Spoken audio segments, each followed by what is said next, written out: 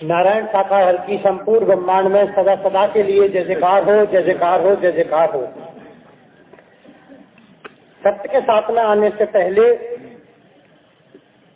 मैं एक जिंद की पूजा किया करता था। वो मुझे दिखा करते थे, मुझसे बात भी करते थे। और कितने लंबे चौड़े थे जिंद बाबा तुम्हारे? वो मुझे आदमी की तरह नजर आते थे, जिस तरह आदमी नजर आता है इसी तरह नजर आते। आदमी की आए हुए हैं हाइट 5-6 वो 2 फुट के भी बन जाते थे, 5 फुट के भी बन जाते थे और 90 फुट के भी हो जाते थे। अब 90 फीट भी हो जाते थे। अब तो कुछ कहना ही नहीं है। अब क्या कहना है? मुझे नजर आते थे। एक दिन मुझे एक भाई ने बताया, मेरी दुकान पर वो भाई आया और मुझसे कहने लगे कि आज मैं मथुरा से आया हूँ, वहाँ पर नारायण साकार हरि जी का सत्य का साथ चल रहा है। लोग बता रहे हैं कि वो सृष्टि के रचयिता है। तुम जिंद बाबा को पूछ करके बताओ। लोग बता रहे हैं, लोगों के बस की बातें बता कर। संसार में किसी लोगों की बस की बातें? कोई दिव्य आत्मा है, भक्त आत्मा है, जो बता सकती है, देख सकती है। संसार के लोगों के बस की बात नहीं। जिस परिवेश में जन्म हुआ उसी परिवेश में लालन पालन हुआ, उसी परिवेश में चलना सीखा, उसी परिवेश में विद्या अध्ययन करना सीखा, उसी परिवेश में खेती बाड़ी नौकरी व्यापार व्यवसाय जो भी करते आए हैं, तो लोग देख पाएंगे। लोगों से कहो कि प्रधानमंत्री जी को देख के आओ दिल्ली में, देखाएंगे लोग? असंभव।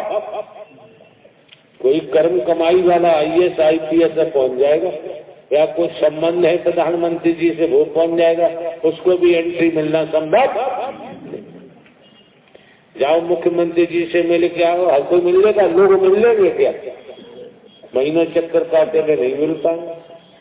कैसे मिला जा सकता है? उसके लिए कुछ बनना पड़ता है। जिंद बाबा मुझे जो कुछ भी बताते थे वो हमेशा सही होता था।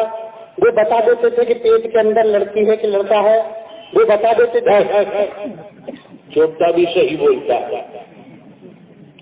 किसी को चोर को पकड़ लिया घर में, बस्तर बांध के कोटरी बांध के दिए जा रहा था, लोगों ने पकड़ लिया, ले जाके पुलिस थाने लगे।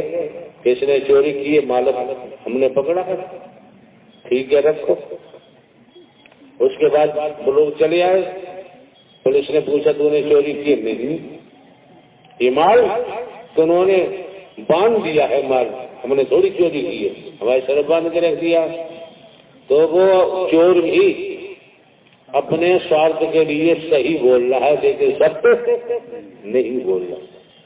तो तुम्हारे जिंद बाबा भी सही बोलते होंगे स्वार्थ के लिए, सत्य बताओ, सत्य तो नहीं बोला भाई, हमने परिभाषा करके बताया, सही तो कोई बोल लेगा।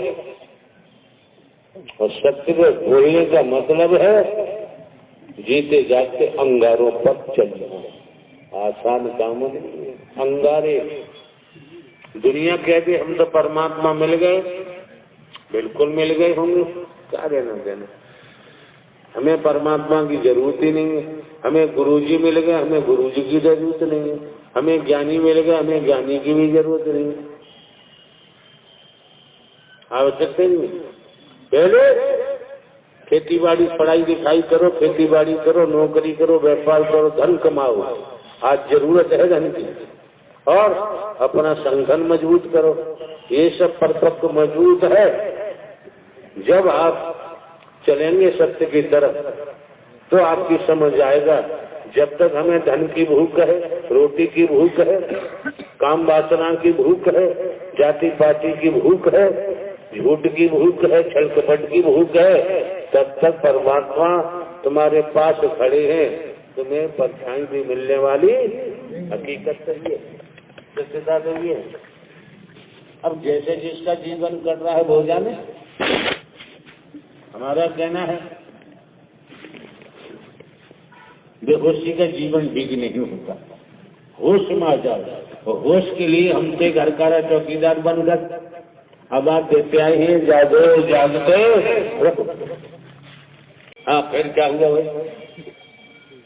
मैंने उनसे पूछा कि नारायण साकार हरि क्या धराधाम पर प्राकट हो गए हैं?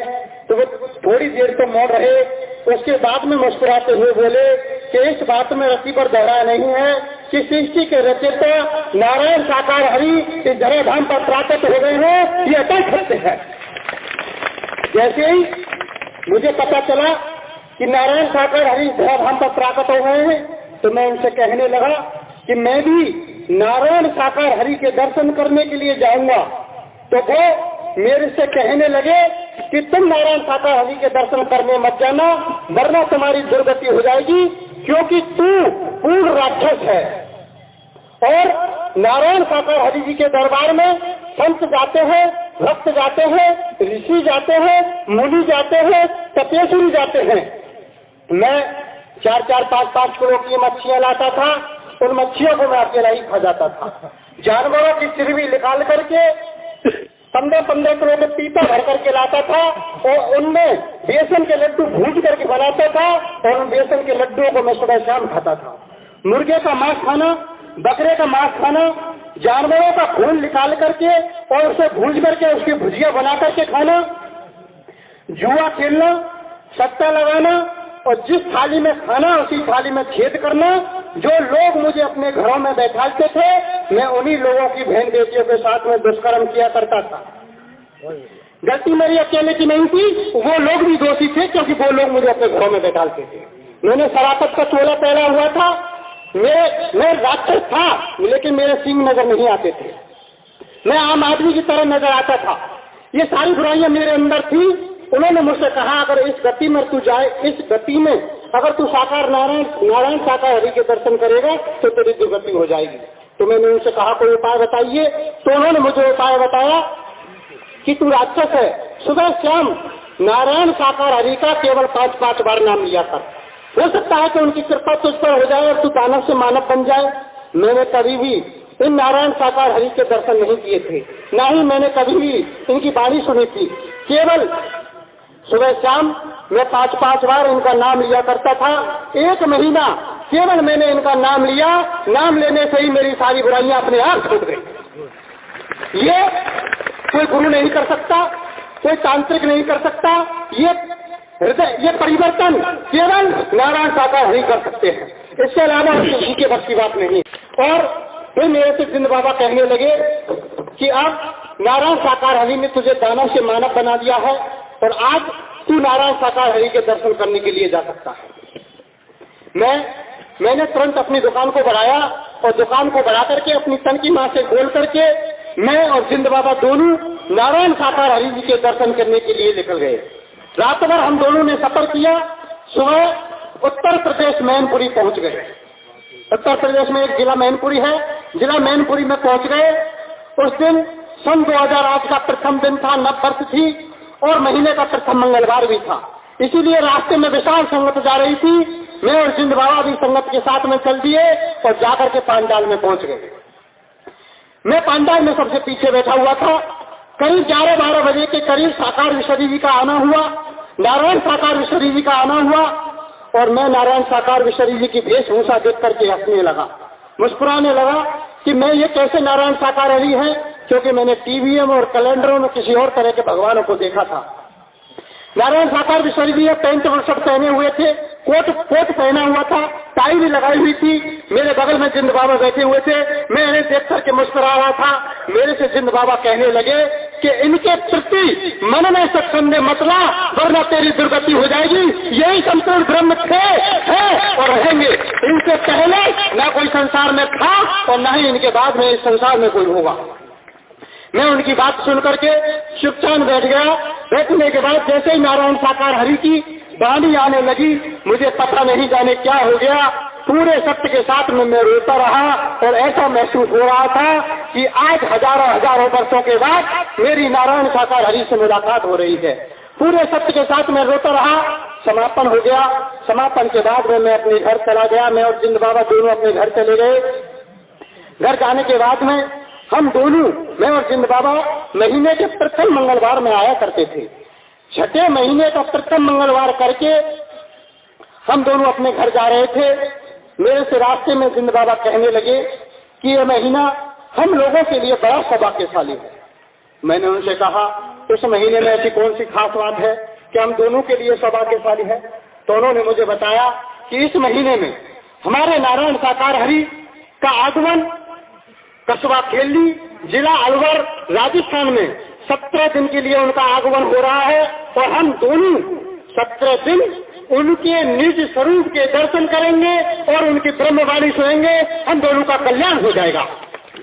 निज स्वरूप, जिस रूप में साकार विश्वरी जी आपके सामने वैसे विराजमान है, यही नारायण साकार विश्वरी जी का निज स्वरूप है और इसी निज स्वरूप से हम लोगों का कल्याण हो सकता है। उसके बाद में मैं अपनी तन की मां से कह करके 17 दिन के लिए कस्बा खेली, जिला अलवर, राजस्थान के लिए चला गया। 4 दिन मैंने वहां बैठ करके सत्य का साथ सुना। मेरे साथ में जिंद बाबा भी प्रतिरोज सत्य का साथ सुनते थे और मैं क्या देखता था कि हजारों की संख्या में, 1500 की संख्या में प्रतिरोज जिंद भूत खेला करते थे पांडाल में और केवल नारायण साकार विश्वरी जी की दृष्टि से वो लोग ठीक हो जाते थे। मैं प्रतिरोज 4 दिन से ये देख रहा था। मेरे साथ में जिंद बाबा भी बैठे हुए थे, वो भी ये सब देख रहे थे। 5वें दिन हम दोनों पांडाल में आकर के बैठते हैं। जैसे ही नारायण साकार विश्वरी जी का आगमन हुआ, नारायण साकार हरि जी ने कहा कि आज इस पांडाल के अंदर जितने भी जिंद भूत तुरंत खईस हैं वो सारे के सारे आ जाए। तो मेरे बगल में जिंद बाबा बैठे हुए थे, मेरे से कहने लगे कि आज नारायण साकार हरि ने मुझे बुलाया है। तो मैंने उनसे कहा अगर आपको नारायण साकार विश्वरी जी ने बुलाया है तो आप चले जाइए। तो वो मेरे शरीर के अंदर प्रवेश कर गए। उसके बाद मुझे कुछ होश नहीं रहा कि मैं क्या कर रहा हूँ, मैं क्या बोल रहा हूँ। मेरे तन के संबंधी पांडाल में बैठे हुए थे, उन्होंने मुझे बताया कि मैं खेलते हुए गैलरी में चला गया और गैलरी में जाने के बाद में मैं जिस जगह पर खड़ा हूँ इस जगह पर आ पहुंचा और पहले तो आध घंटा रास किया। रास करने के बाद में मेरे हाथ में माइक थमा दिया। माइक थमाने के बाद साकार विश्वरी जी ने कहा कि कौन हो तुम? तो जिंद बाबा ने कहा कि हे नारायण साकार हरि, मैं जिंद हूँ। नारायण साकार विश्वरी जी ने कहा किससे कहते हैं जिंद, कैसा होता है जिंद? तो उन्होंने कहा हे नारायण साकार हरि, मैं पिछले जन्म में इंसान था। जब मैं पिछले जन्म में इंसान था तब ख्वाजा गरीब नवाज शरीर के द्वारा इस धरती पर मौजूद थे। मैं ख्वाजा गरीब नवाज की वाणी सुनता था और उनके दर्शन करता था। दर्शन करने के बाद मैं दुष्कर्म किया करता था। जब मैं शरीर के द्वारा मौजूद था पिछले जन्म में मैं दुष्कर्म किया करता था। मैं शराब पीता था, नशा करता था। शराब पीने के बाद मुझे मांस खाने की इच्छा होती थी तो मैं शहर कस्बों में जाता था और छोटे छोटे मासूम बच्चों को उठा करके लाता था और उन मासूम बच्चों को मैं जिंदा भूज करके खाता था, छोटे छोटे बच्चों को। और ख्वाजा गरीब नवाज की वाणी सुना करता था और दर्शन किया करता था। एक दिन मुझे एक बच्चे को ले जाते हुए पकड़ लिया और मुझे पीट करके मार दिया गया। जब मुझे मार दिया गया तब मुझे पता चला कि आत्मा और शरीर अलग अलग होते हैं, क्योंकि मेरा मरा हुआ शरीर जमीन पर पड़ा हुआ था और मेरी आत्मा जमीन पर खड़ी हुई थी। तो मेरी आत्मा ख्वाजा गरीब नवाज के यहाँ जाती है और कहने लगी, हे अल्लाह, मुझे दोबारा से मानव जीवन में जन्म दे दो, अब की बार मैं सब कर्म करूंगा।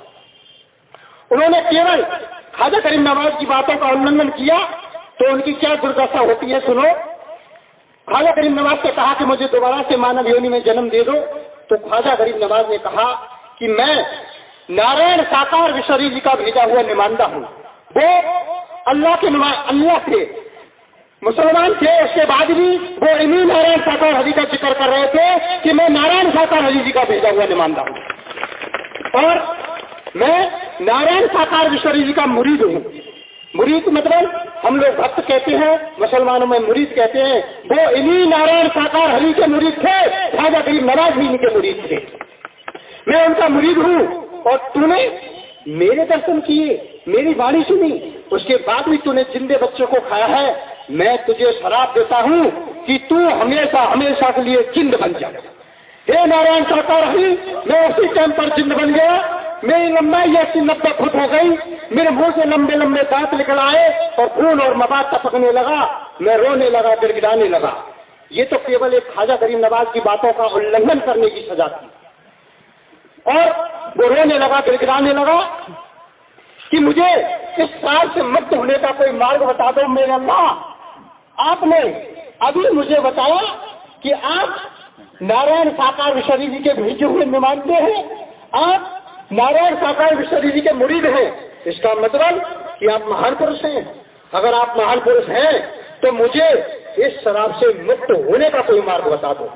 तो मुझे ख्वाजा गरीब नवाज ने मार्ग बताया कि इस जिंद योनि में रहते हुए तुम नारायण साकार हरि का भजन करना, इस जिंद योनि में रहते हुए तुम नारायण साकार हरि जी का व्रत करना, इस जिंद योनि में रहते हुए तुम मानवता वाला कर्म करना, और जब घोर कलयुग आएगा तब सृष्टि के रचयिता नारायण साकार हरि इस धराधाम पर प्राकट होंगे, और जब उनका प्राकट होगा तब उनका आगमन 70 दिन के लिए कसवा खेली जिला अलवर राजस्थान में होगा, और वो तुझे अपने चरण कदमों से मुक्ति देंगे, अन्य को तुम्हें कभी भी मुक्ति नहीं मिलेगी। हे मेरे नारायण साकार हरि, मैंने आपको जान लिया, मैंने आपको पहचान लिया, आप ही सृष्टि के रचयिता हो मेरे मालिक, मुझे मुक्ति दे दो मेरे मालिक, मुझे मुक्ति दे दो। वो रोने लगा, गिड़गिड़ाने लगा। नारायण साकार हरि जी इस सिंहासन से उठ करके आते हैं और मेरी पीठ पर अपना पैर जमा दिया और जिंद बाबा को जिंद योनि से मुक्ति दे दी। उनकी मुक्त होने से मुझे आवाज होता है कि सृष्टि के रचयिता इस धराधाम पर प्राकट हो गए। इस बात में रति पर दोहरा नहीं है। और वो जाते समय मेरे से कह के गए थे कि कभी भी नारायण साकार हरि के दर को मत छोड़ना, क्योंकि इसी शरीर के द्वारा नारायण साकार हरि इस कलयुग का अंत करेंगे और सत्युग का आरंभ करेंगे, विनाश करेंगे। कलयुग का विनाश होगा और सत्युग का आरंभ होगा इसी शरीर के द्वारा। मैं उसी दिन से नारायण साकार विश्वरी जी के सत्य के साथ में आता हूँ। नारायण साकार हरि की संपूर्ण ब्रह्मांड में सदा सदा के लिए जय जयकार हो। हमारे चैनल को अवश्य सब्सक्राइब करें और नए अपडेट्स सबसे पहले पाने के लिए इस बेल बटन को दबाना न भूलें।